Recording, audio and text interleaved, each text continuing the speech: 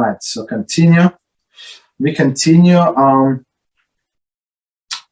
in Siman 21, right? And our topic is how one compensate for missed prayer. Okay. So just a summary for those who did not hear or do not remember what we said last time. So basically, if a person under circumstances that were beyond his control, that missed one prayer, for example, he missed Shacharis, for example, so he can do double prayer, double Shemoneh Mincha. He means Mincha, not circumstances beyond his control. He was busy. He has a flood in the basement. Whatever happened, right? So he can do double Shemoneh in Mariv prayer. That's what we said. And same, he missed Mariv, he can do double prayer in... Rabbi, which page? I'm sorry. Which page over there? I'm sorry. I'm on this book. I'm on Kitzur Shulchan. Kitzur. Okay, got it. Okay, got it. Yeah, I did. Yes, okay. Okay. So it's page 238 if you have this book, 238. Okay.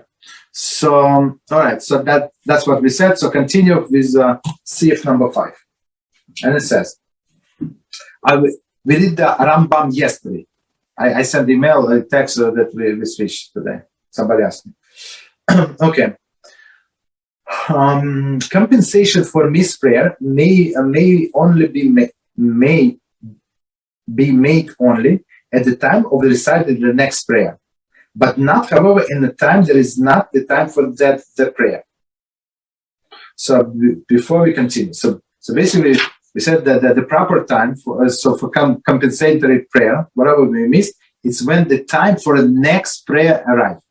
That's the proper time. So if there is still time for this current prayer, so you cannot pray it like separately, just Shemoneh. It's not going to work. Rabbi, yes. What's the halacha in regards to, let's say one does not know what time it is, and so it's very close. 40 minutes after Shkia, it's very close, and you don't know which one you daven. So, all right. So let's understand what David is asking us. Okay. So we're talking about Mincha. My understanding Shacharis is it's bigger issue. I mean, how do you know how many hours of the day? It's a little light, especially in the winter. It's hard to say. Okay, but let's answer your question. So the proper time to pray Mincha is starting from 6.5 hours. So six hours. It's a halakhic seasonal hours. So basically, we divide day on two parts, day and night. So from sunset until from sunrise until the sunset. Well, that's according to one opinion, there is one day. So we take how many minutes, right? We take this part, like how many minutes, and we divide it by 12, right? Meaning 12 hours. 12 hours day, 12 hours nights, and we get the seasonal proportional hour. So proportional hour could be like today. Today, I didn't check, but I assume it's like 45 minutes. So halakhic hour now is 45 minutes. In the summer, it could be 1 hour and 15 minutes, like 75 minutes. Okay, so it depends on the season. So now what David is asking about Mincha. So the proper way, the proper time to pray Mincha, 6.5 hours, seasonal hours, from after the day starts and until the sunset. So that's according to every opinion, till the sunset. So there is one opinion, more lenient opinion. So they allow to pray Mincha until the nightfall, until the 3 stars, right? So how do you know it's 3 stars or not 3 stars? It's hard to say. So it's 45 minutes or 30 minutes or 57 minutes. How do I would not know. Like me personally, I read many times that people in the olden days, they would go out and look at the skies, and even children knew how to see this medium-sized stars. I do not know. First, I mean, if somebody would show me, I would know, but I never checked for the stars, basically. So my answer: don't put yourself in that situation. So Rabbi Mizrachi, Shlita, he said many times, who told you that you're going to live up to till 7 p.m.? Who told you? Who promised? Who are you to be so confident? It's 1:30 and you have minion. Run to that minion. Even according to some many opinions, it's better to daven like later on, milcha katana. Okay, you have this opportunity, daven this first opportunity. Don't delay, basically. So my approach always, don't put yourself in that situation. So now you're running around that it's 30 minutes or 45 minutes or 57 minutes, right? Okay, makes sense. Mm-hmm. Okay.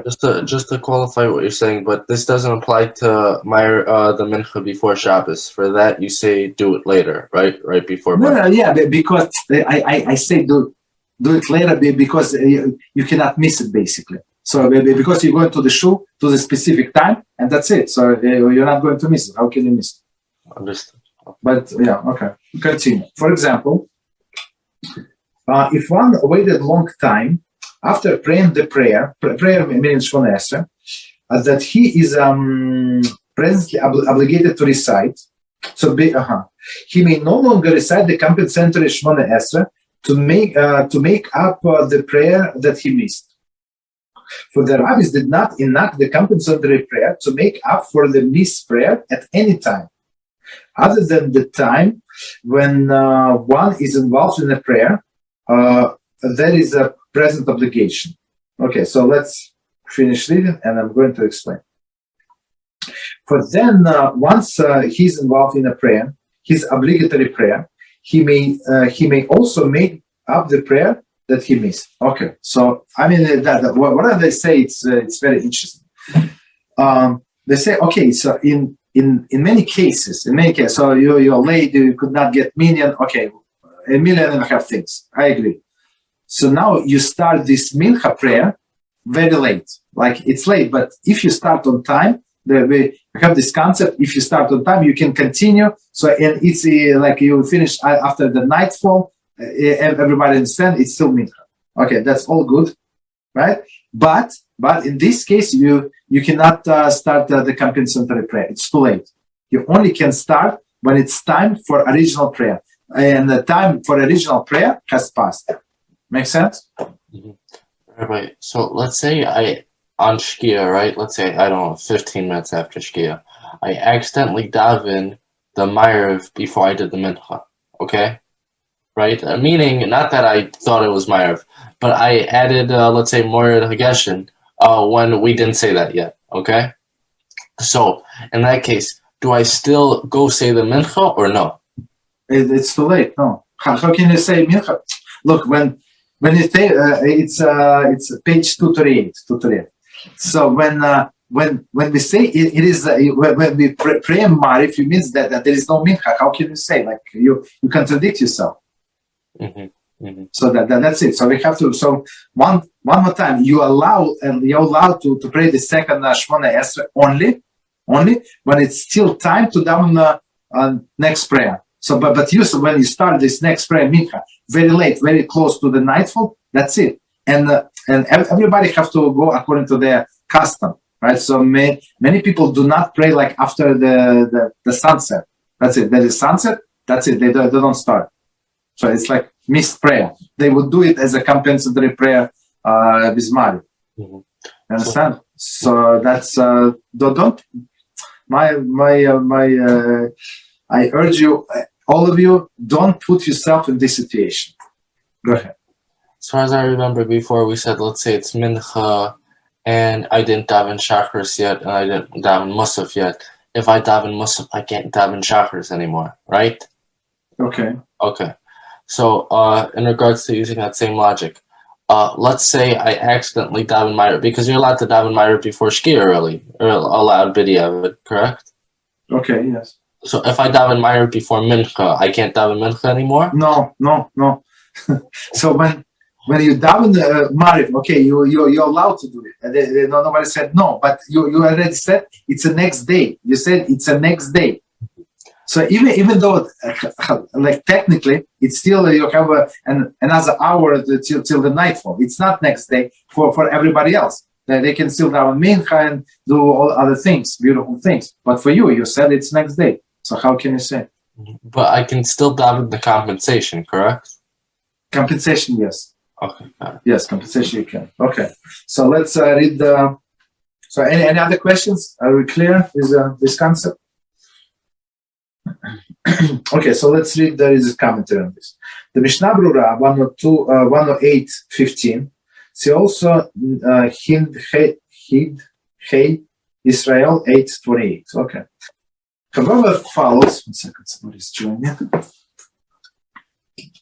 Okay. However, follows the opinion that although initially one must certainly take care to recite the compensatory prayer, compensatory Shemoneh Esrei, immediately after Shemoneh Esrei, there is his current obligation. Nevertheless, if one did not do so, he may recite compensatory Shemoneh Esrei later, as long as the time for Shemoneh Esrei, there is a current obligation, has not passed. Okay, well, let's finish and I'm going to explain. Nevertheless, in such a case, it is preferable to stipulate when recited compensatory Shemoneh Esrei that if he can fulfill the obligation to recite the compensatory Shemoneh Esrei, this Shemoneh Esrei should serve that purpose. And if he cannot, it should be the native Shemoneh Esrei. Okay. So there is a little leniency, I would say, a little way out. So the proper way is, as we said before, to pray this compensatory, this Shemoneh Esrei right after the first Shemoneh Esrei, right, or in the right place. At least, so in the Marif, that's when you do, right. In Shacharis, you do it a little later. So we say you do it before Ashrei, right? That's what we said last time, I think. So here's what they say: even if you did not do this compensatory prayer on time, when for example, when you were praying Mincha, you did not do it. You miss Shacharis, it's Mincha time. You pray Mincha, but you did not do this compensatory prayer. I would say, like my personal example would be, for example, if you pray in somewhere in the office, right? So all of the people from different offices, from different stores come together. They pray, and now they want to close the place. So they're not going to allow you to stay there. So you must leave. So in this case, since there is still time to pray this compensatory prayer, you can pray later. That's the thing. Got it? Rabbi, so what's the halacha going to be? Let's say it's Shacharis and I missed the Ma'ariv, right? So I just davened the Shacharis, but I davened with a minion. We still have to say Uvalatiyah and so on and so forth. So do I just say the second one right after? Or do I say... Yes.